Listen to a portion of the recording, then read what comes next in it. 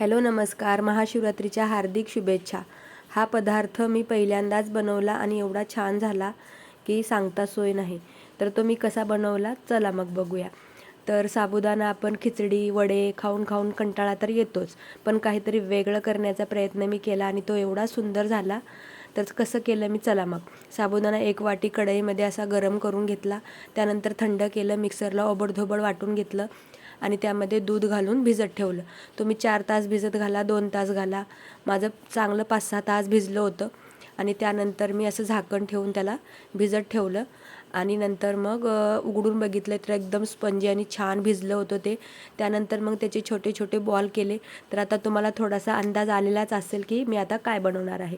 तर उपवासाचे रसगुल्ले. तर दूध उकळायला ठेवलं आणि ते थोडंसं निम्मं कमी होईपर्यंत उकळून घेतलं आणि मी अचानक केल्यामुळे बदाम असे भिजत घातले नाही, वरची साल काढली नाही, तसंच वाटून घेतलं. तर आवर्जून कराल तर तुम्ही बदाम भिजू घाला, वरची साल काढा, काजू असतील तर ते सुद्धा घ्या. माझ्याकडे नव्हते तर मी साखर घातली आणि ते बदामाचं केलेलं पावडर घातली. तुम्ही मिल्क पावडरसुद्धा वापरू शकता, पण माझ्याकडे जे घरात होतं तेच मी वापरलं आहे साहित्य. तर इलायची पावडर घातली आणि थोडंसं बदाम कट करून घातले. ते बदाम साल काढले नसल्यामुळे थोडं दिसत आहे बघा. तर तुम्ही जर आवर्जून कराल तर बदामाची म्हणजे भिजत घालून त्याची साल काढून मग वाटा. खूप सुंदर आणि छान होईल आणि रंगसुद्धा खूप छान येईल. तर मी अचानक केल्यामुळे टेस्टी तर खूपच झाली, पण थोडं रंग वेगळा आलेला आहे. तर असं छान मी बनवून घेतलं, उकळू दिलं त्यालासुद्धा आणि असं व्यवस्थित झाकण ठेवून उकळून घेतलं, जेणेकरून ते आतलं सगळं स्पंजी होईल आणि सगळं व्यवस्थित होईल. तर मला असं वाटतं आता थंड झाल्यावर चांगलंच होईल ते.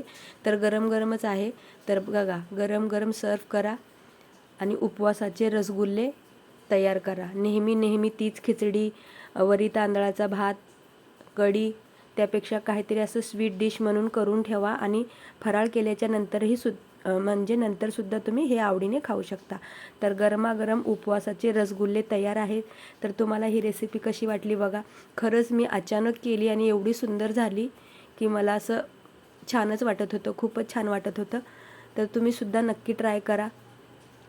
फ्रीजमध्ये ठेवून बाहेर काढल्याच्या नंतर आणखीन छान होणार आहे, पण माझी आता सध्या ही गरम आहे. तर मी बनवलेली रेसिपी तुम्हाला आवडली का? तुम्हीसुद्धा नक्की ट्राय करा आज महाशिवरात्री दिवशी. धन्यवाद.